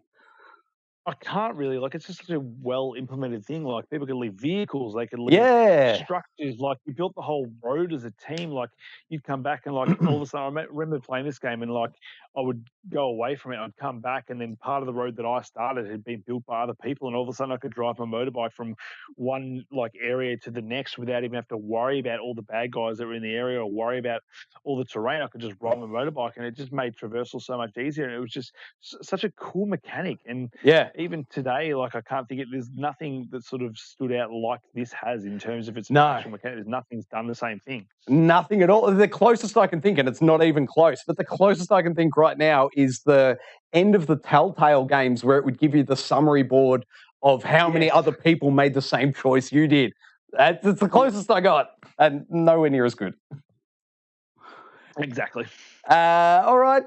Ghosts of Tsushima, Steve, the old wind navigation system. Yeah, this was cool. Like, it was you're used to looking at, like, for checkpoints and stuff in games and following this place to go, like, just a cursor to go to this area. And then Ghost of Tsushima comes along and does something different where you swipe your what do you call that pad? on your controller. Touchpad is the official name. Touchpad, it's called a touchpad. You swipe that and you win that directs you where you need to go if that's your checkpoint. And I just thought, not only is it a good mechanic, it's really nice art style thing to do. The wind comes through and it blows everything in that direction, and it sort of fit the actual aesthetic of the game as well. Yes, like it's not just there for the sake of being there. It sort of fit in with the story and sort of the art direction of the game as well. And it was genius. It was, man. It's right up there with the Guardians of the Galaxy and the way they were able to offload some UI elements onto teammates. They offloaded some onto the wind this time. Similar notion, though. Yeah. But I don't see brilliant. many other games sort of taking over this kind of mechanic because it obviously have to fit with the game. But I think in terms of Ghost of Tsushima, and obviously we're going to get a sequel to this game, let's face it. It's probably what they're working on now, and that mechanic's going to stick, and whether they can do different things with that. Oh, there was one that tried it, Steve. Kena. Kena. Yes, Kena did it. We had that suggestion with the Rot, though, that I think would be better. But, had it lost it. Sorry, mate, go. That's what I was going to say. Like, this is it's one of those, it's a simple mechanic. And like, they could have easily just put checkpoints in there, but no, they've made the decision to obviously animate everything, that when you want to find where you're going, the wind goes everywhere, the leaves go everywhere, the trees go everywhere. Like, they could have not done that, and we probably still would have enjoyed the game. But they've gone that next level to sort of immerse you into that world, and like having no cursor to show you where to go other than the wind. I think that was just a genius move on behalf of Insomniac. Hold on, mate, because I've just thought of one that you've said in the past that was terrible. They tried it, and an epic fail, according to you, using the rain for navigation in the Grand Theft Auto remasters. Rain for navigation, which meant like stop still because you can't see anywhere where you're going. Yeah, that's right, that one. Good mechanic, Grand Theft Auto remake. I think they were trying to do this. They just missed. 10 points for trying. All right. Next up, Sifu. Look at this artwork. This is brilliant. This is all the age iterations. Now, I know you're on a delay, Steve, but hopefully by now you can see it. Yep. Look at that. And this is kind of where this end off came from this week, because I was just like Sifu does have quite a few different unique mechanics it brings to the genre, but I've never seen anything quite like this where, like, it's not only that you die and come back older, you literally start the game exactly where you are as that age, and like you're trying not to get older, but at the same time, when you do get older, you are getting stronger. Your health drops, but you are getting more powerful, and it does unlock different moves to be able to use at that age as well. So there's a lot of mechanics in the come that it is just getting older, like, and it can get very frustrating when you're finding faults and you want to start the next level at age 30, and all of a sudden you're age 65, and you're going to go essentially have one life for the next thing, but it pushes you to be better for longer. And I just think this is one of those mechanics that, like, it's very well thought out. I think the way they did it, I think it could have just been very gimmicky, but the way they've implemented it, it's not gimmicky whatsoever. Correct. I couldn't agree more, man. And they just sell it with the growing hair, the beard, the hair at the back of your head. As that grows, it's a great on-screen representation of that age, that advancement. They've tied in the gameplay mechanic to the art style perfectly. I love it. Yeah. And not only with that, with the gameplay, like, and when you come back slightly older, like, the characters will make note and say, like, oh my God, he's back again. And it's like just different little comments here and there that just sort of allude to the fact that you are growing older, and they're like, what is actually happening? I think it's just a masterful stroke in sort of gameplay. We've never seen anything quite like it in a game. I can't think of anything that sort of brought this kind of a mechanic when it came to death in a game before. No, it's to my gaming knowledge, it is definitely unique on that front. I cannot think of another game that's even tried that. No. So with that being said, Troy, we've got a few on this list now. Which one are we going to pick in recent memory that we think is probably the most fun or unique mechanic we've seen in a game? All right. Recently? Well, I will quickly run us down the list, man, and then we'll pick one at the end. So first up was the Halo grappling hook. Gosh, I love that. Then we had Spider-Man swinging mechanic. God, I love that too. Control telekinesis. I also love that. Leviathan Axe, God of War. Guess what? Also awesome. Love it. Love it. But come on, laptop, you can do it. Legend of Zelda: Breath of the Wild. Man, that was game-changing at the time. Death Stranding, of course, that strand system, still unique. No one's quite touched it. Ghost of Tsushima, of course, the win. And then I'll be honest, Steve, the last one's Sifu, and personally, for me, I'm sticking with Sifu. It's the best implementation because not only does the in-world representation change and update, you're right, the environment talks to it as well, but it logically and beautifully ties into that unique gameplay hook, man. So I can't think of anyone taking it off Sifu, but feel free to take a crack. Oh, I'm inclined to go Sifu, just it's a bit recency bias because it is the new, fresh thing going. And I do think back and going, oh my God, how good was it to swing as Spider-Man for the first time? Yes. And just like looking at the Leviathan axe as well, like how good that thing is. It's true, man. But on both of those points, I would argue that it doesn't change from the first time you use it to the last, whereas the aging mechanic does visually change every time. So I think it's better because of that. And not only does it visually change, it does change the amount of damage you put out. So it's yes, so you are growing as a character, and it does show the fact that he's getting older. He's better at martial arts. Yeah, okay, let's give it to Sifu. Yes, Sifu, a winner is you in this week's standoff. If I hit that button there, look at that standoff. Who will fight now, Steve? Now I'm not jumping the gun. Now I'm asking you, mate. Would you mind looking at that chat for a bit of audio? Oh, I will, mate. Give me 2 secs. I will jump in there. Every time I've got to fix up that one. But it's you're good, man. You're good. You do. What are they saying in the chat? We've got Sean Games in there, and he has been very nice tonight with the moderating. He's got really great work. For us. He's looking forward to the new Jurassic World, which I believe was popping off in the chat in the Discord this week. Discord, yes, I have a question from Discord, Steve. Allow me to pull it up. Sorry, mate, I'm a little bit behind. Here we go. All right. So from Discord, we have, okay, Steve, the question to you, sir, is which game is responsible for your longest lapse in real-world passage of time? What game have you lost the most time to without knowing you'd lost the most time, if you know what I'm saying? That's probably Witcher 3. Witcher 3, fair answer. Fair answer for me. It's got to be World of Warcraft. Just one more quest, he says, 100 times a night. Yeah, that could do it. It's Witcher 3 for me, or maybe even a Bloodborne, just in my craze. Just grinding away to upgrade my dude, and I'd do the same thing over and over again and just like lose so much time to that. But as much as I was doing the same thing, probably in like a 30-second loop, I was having so much fun. So again, that's why I can't wait for Elden Ring, and I think Elden Ring is going to be the new. I thought I was 10 minutes, babe, but it's 5 hours. So I'm sorry.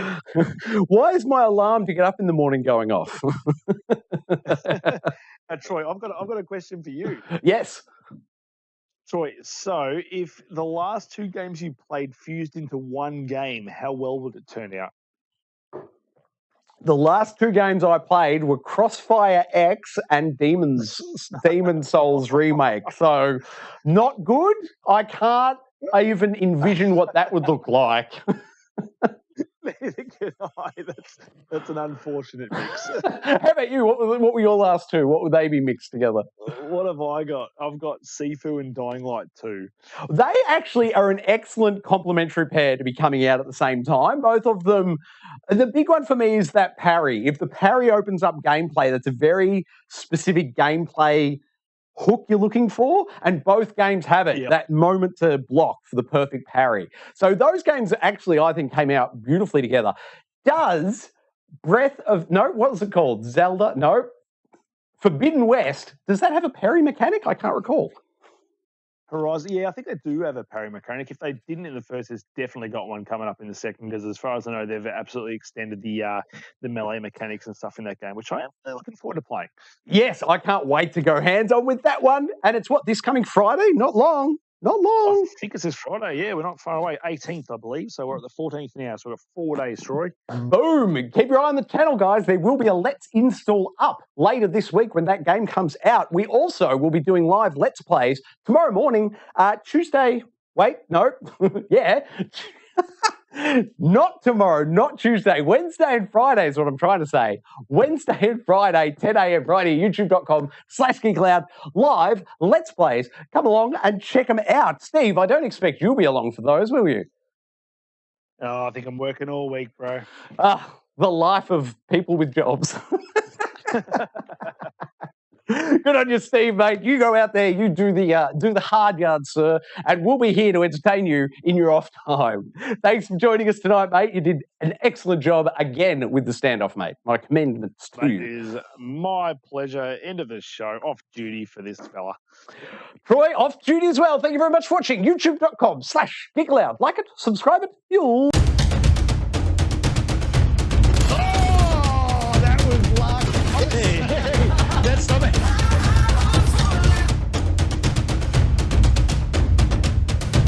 I love everything about it. Ooh. Old Uncle Donkey. Donkey.